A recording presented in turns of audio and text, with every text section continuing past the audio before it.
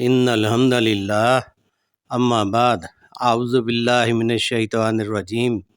بسم اللہ الرحمن الرحیم وکذالک اور اسی طرح جعلناکم ہم نے بنایا تمہیں امتم وسطن امت معتدل لتکونوا تاکہ ہو جاؤ تم شہداء گواہ علی الناس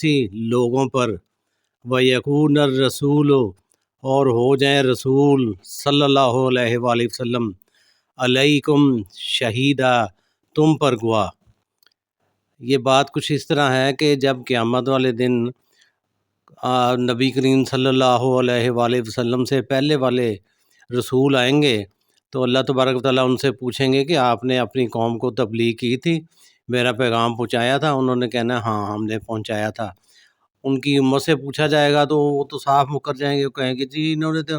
ہمیں آپ کے کوئی پیغام پہنچایا ہی نہیں ہے۔ تو اب ایک بڑی عجیب سی بات ہو جائے گی۔ اللہ تبارک و تعالیٰ پھر ان سے پوچھیں گے ان رسولوں سے کہ آپ کا کوئی گواہ ہے؟ وہ کہیں گے جی ہاں ہمارا گواہ جو نا یہ نبی کریم صلی اللہ علیہ وسلم کی امت ہے۔ تو ہم سے جب پوچھا جائے گا تو ہم کہیں گے انشاءاللہ تعالیٰ کہ جی ہاں ان رسولوں نے آپ کا پیغام اپنی قوم تک پہنچایا تھا۔ تو اللہ تبارک و تعالیٰ پوچھیں گے ہماری قوم سے کہ آپ کو کیسے پتہ ہے؟ تو ہماری پھر قوم یہ کہے گی کہ باری تعالیٰ آپ کے پیارے نبی حضرت محمد صلی اللہ علیہ وآلہ وسلم نے ہمیں یہ بات بتائی ہے کہ جو میرے سے پہلے نبی ہیں انہوں نے اپنا اللہ کا پیغام اپنی امتوں تک پہنچایا، اور باقی یہ بات تو قرآن پاک میں بھی لکھی ہوئی ہے۔ تو اللہ تبارک و تعالیٰ پھر جو نا نبی کریم صلی اللہ علیہ وسلم جو ہے نا ان سے پوچھیں گے تو انہوں نے بھی کہنا ہے کہ ہاں میں نے آپ کا پیغام جو ہے نا اپنی امت تک بھی پہنچایا، اور ان کو یہ بھی بتایا کہ جی مجھ سے پہلے بھی جو رسول آئے ہیں انہوں نے بھی اللہ کا پیغام اپنی امتوں تک پہنچا دیا ہے۔ تو اس کے متعلق اللہ تعالیٰ نے یہ فرمایا ہے وَمَا جَعَلْنَا الْقِبْلَةَ الَّتِي كُنْتَ عَلَيْهَا اور ہم نے بنایا وہ قبلہ جس پر تم پہلے تھے إِلَّا لِنَعْلَمَ تاکہ ہم جان لیں مَن يَتَّبِعُ الرَّسُولَ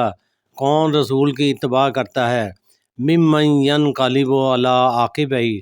اور کون اپنی ایڑیوں کے بل پھر جاتا ہے۔ یہ جو قبلے کا تبدیل ہونا یہ اللہ تبارک و تعالیٰ نے اس میں بھی ایک آزمائش رکھی ہے۔ جو اللہ کی اتباع کرتا ہے، اللہ کے رسول کی اتباع جو ہے نا وہ بھی اللہ ہی کی اتباع ہے۔ اور جب اللہ کے نبی نے یہ کہہ دیا کہ اللہ نے ہمارا قبلہ جو ہے نا وہ بدل دیا ہے، اب وہ خانہ کعبہ ہے، تو وہ مسلمانوں نے تو بڑی خوشی سے یہ بات مان لی۔ لیکن جو کفار تھے، جو مشرکین تھے،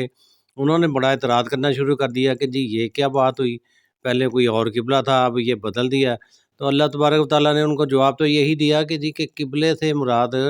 یہی ہے کہ اللہ نے جب ایک مقرر کر دیا ہے تو انہوں نے تو ادھر ہی منہ کر کے نماز پڑھنی ہے۔ باقی اللہ تو ہر جگہ موجود ہے،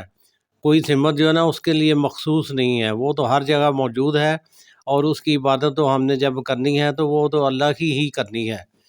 تو یہ تو صرف ہم نے یہ دیکھنا ہے کہ کون اپنے رسول کی اتباع کرتا ہے اور کون جو ہے نا اس جو ہے نا بات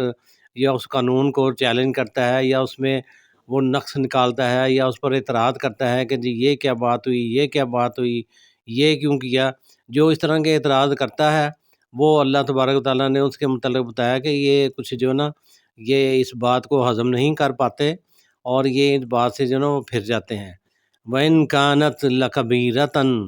اور یہ ہے بڑی حوصلے کی بات إِلَّا عَلَى الَّذِينَ هَدَى اللَّهُ مگر جن کو اللہ نے ہدایت دی ہے وہ تو اس بات کو بڑے آرام سے کر دیتے ہیں، ہدایت جو ہے نا اس پہ چلے پڑتے ہیں۔ وَمَا كَانَ اللَّهُ لِيُضِيعَ إِيمَانَكُمْ وَمَا كَانَ اللَّهُ اور نہیں ہے اللہ تبارک و تعالیٰ سے لِيُضِيعَ إِيمَانَكُمْ کہ وہ ضائع کر دیں تمہارے ایمان کو۔ جب یہ قبلہ جو نا اس کا رخ تبدیل کیا گیا تو بعض مسلمانوں کے دل میں یہ خیال پیدا ہوا کہ ہم جو نمازیں بیت المقدس کی طرف کر کے منہ پڑھتے رہے ہیں، اب پتہ نہیں ان کی کیا حیثیت ہے، وہ قبول ہیں اللہ کے ہاں کہ نہیں، تو اللہ نے ان کی تسلی کے لیے یہ بات فرمائی ہے کہ اللہ تعالیٰ ایسے نہیں ہے کہ وہ آپ کے جو ہے نا اعمال وہ ضائع کر دیں۔ آپ نے تو وہ جو پڑھی ہے نماز ادھر منہ کر کے، وہ تو رسول کی اتباع کر کے، اور رسول نے میرے حکم کے مطابق یہ سارا کام کیا ہے، تو اس لیے تمہیں پریشان ہونے کی کوئی ضرورت نہیں۔ جو آپ لوگوں نے پہلے نمازیں اس طرف منہ کر کے پڑھی ہیں، آپ کو ان کا بھی اجر ملے گا، اور جو آپ نے ادھر منہ کر کے پڑھی ہیں آپ کو اجر ان کا بھی ملنا ہے۔ ان اللہ، بے شک اللہ تبارک و تعالیٰ، بن ناسی، لوگوں کے ساتھ، لرعوف الرحیم، البتہ بہت مہربان ہے۔ اللہ تبارک و تعالیٰ نے اس سے یہ اپنی ساری امت کو یہ تسلی دی ہے کہ جو میرا حکم مانتا ہے، میرے نبی کا حکم مانتا ہے، اس کے لیے میرا رحم اور میری رضا یہ لازمی شامل حال ہے، اور میں اس کے ساتھ بڑی نرمی کا معاملہ دنیا میں بھی کروں گا اور آخرت میں بھی کروں گا۔ شرط صرف یہی ہے کہ میرے احکامات کی پاسداری کی جائے، اور میرا وہ حکم جو نبی کے ذریعے قوم تک پہنچتا ہے اس پر بھی ہو بہو ویسے ہی عمل کیا جائے جیسے کہ میرا حکم ہے۔ جو وہ مانتا ہے وہ اللہ کے ہاں مقبول بندہ ہے، اور جو اس میں ذرا بھی کجی کرتا ہے، لاپرواہی کرتا ہے، تو اس کے لیے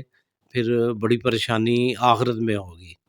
اللہ سے دعا ہے اللہ تعالیٰ ہمیں یہ چیزیں، یہ آیات پڑھ کر